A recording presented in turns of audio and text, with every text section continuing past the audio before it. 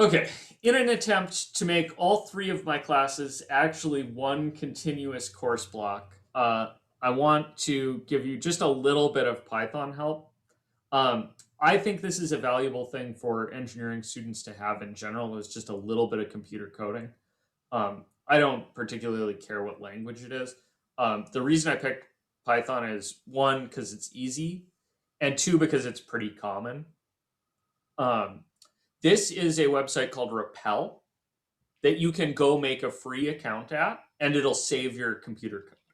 So if you want a little matrix calculator, I would go to repl. You can actually go to this URL and copy and paste this code out of there. This is public, so you can see it.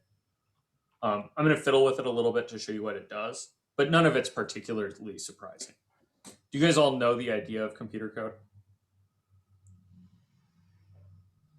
Okay, computer code is little bits of writings that make the computer go do stuff. The way you make it go do stuff is you push a button that says do this stuff. It is just precise directions. I'm confused. I can't help you with that. I wish I could. All right, so see the big green button up here that says run? Actually, let me. So first things first, in Python, lines that start with a hashtag, an octothorpe, don't get done. So the computer knows that if it starts with a hashtag, it should ignore that line. So this is my little, header thing. This just tells me what this is and when it was created and all that jazz. This is a line that you need for a reason.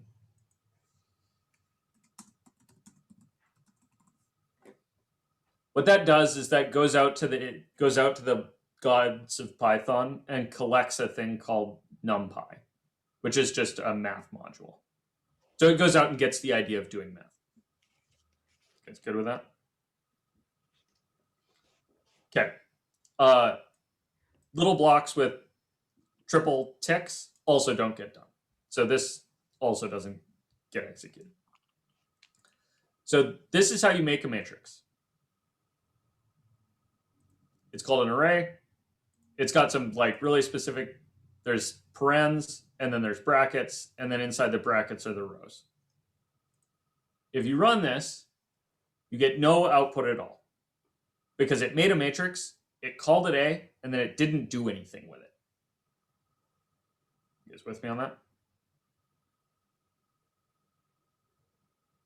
For people who are not showing me their faces, are you guys with this? Thumbs up on the React. Thumbs down. Why is Joe teaching me this? You guys good with the idea of why this is handy? This is just going to give you a little calculator that you can use. Okay. All right. So you can just copy and paste this later when you want it. In order to print out some stuff, and PS, I did Control/ there, right? So if you hit Control and / after selecting a couple lines, it'll comment them in and out. So it'll tell the computer to either ignore them or not ignore them. Anybody want to give me a solid guess as to what print does? It displays the matrix A. Yeah, so this is going to do two things. So there's two lines of code here, right? So this first one, because this stuff is in quotations, is just going to put that text into the console over here. The other one is going to actually print out the matrix for me. So I get this. If I comment that one out, I'll just get the matrix itself. If I comment this one out and that one in, I'll just get the statement the matrix A is. You guys good with that? Okay. So if I want to know what size the matrix is, just to confirm that I've written it in correctly, I'm just going to comment all this stuff back in. Oops. So this thing is 2 by 2. That's rows by columns. It's the same as this is a 2 by 2 matrix, right? It will appear in the right order. So if you make the matrix longer,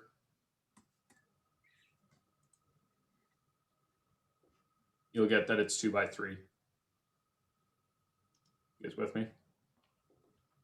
Okay, I'm going to put it back because I'm going to do a little math to it. If you want to make a vector, you do the exact same thing that you would do to make a matrix, except you make it a vector, right? Just a column. Notice I didn't tell it to do anything with this, so it just made it, stuck it in the RAM. I would really like to do something with it, so I'm going to print it out.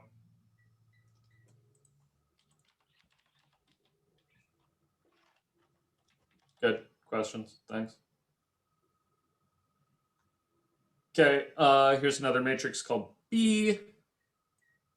I'll just print B out here. Oops, I must have hit an arrow key and a slash instead of. Good. So making another matrix, printing it out. Here's why I want you to know how to do this, because it does actually work as a calculator. So if you want to do scalar multiplication, you use a little star. Okay, cool. That doesn't seem super useful. If you want to add things, you just call add. That seems pretty legit. The one that's different, which is a little frustrating, is multiplying takes this dot function. Don't put A star B. It doesn't work. It's a different kind of product. It'll multiply the entries like it was adding, which is real dumb. You guys good with this? Okay, in order to calculate determinants, inverses, and transposes, you just call those. So there's a little bit of naming here. So this is going into the NumPy library that we got from the Python gods earlier, right? So this part went and got us NumPy from the Python gods. Now what this is doing is this is saying go into the NumPy library, go into the linear algebra section of the library and collect the idea of a determinant. Then do that to A. So when I run this, I'm going to get the determinant of A is O, and that's a little annoying, right? It'll give you at least an approximate determinant. There's a good reason for this. It's a little long for today, but basically it's that if you had to compute the determinant of a big matrix using the little cofactor thing I showed you, it would take like 1 trillion years. So this does something. This does an LU decomposition, which is a little faster, but it also ends up dividing, and computers aren't real good at doing precise division, so it gives you this like slightly wacky number. Don't sweat it, it just happens. We can calculate our inverse this way.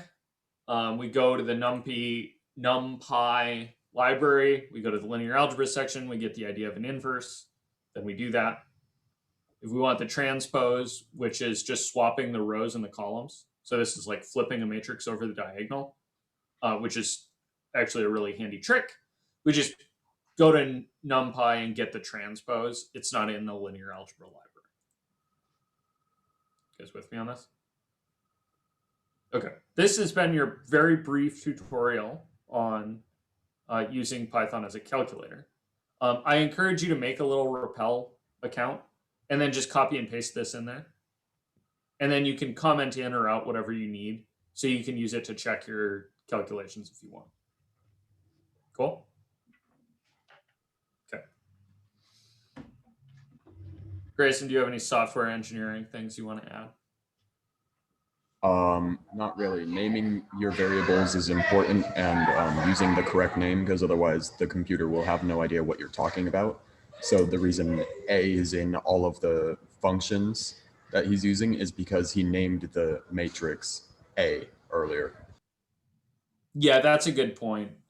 Be careful. This will let you name things over the top of each other. It's not going to give you any warnings. It's not going to be like, are you sure you want to do that? It'll very happily let you declare the matrix A 6 times with different contents every time. It's not going to raise an error. It's not going to do anything. Also, be aware that you will break this. It's not a big deal. If something's wrong, it's going to tell you where it's wrong, and then it's usually going to say some bullshit like that's invalid syntax. The important thing is to have a working example, and if you don't have one, Google it. Copy and paste a working example in and then change it to suit. Don't be afraid of the errors. You're not causing any problems. It doesn't freaking matter. And do realize that if you're going to spend a bunch of time computer coding, you're going to spend most of your time looking at errors. Because nobody works on code that works. I know that seems really dumb, but it's really true. Like, once your program's doing what it's doing, you're not going to fiddle with it anymore because you shipped it.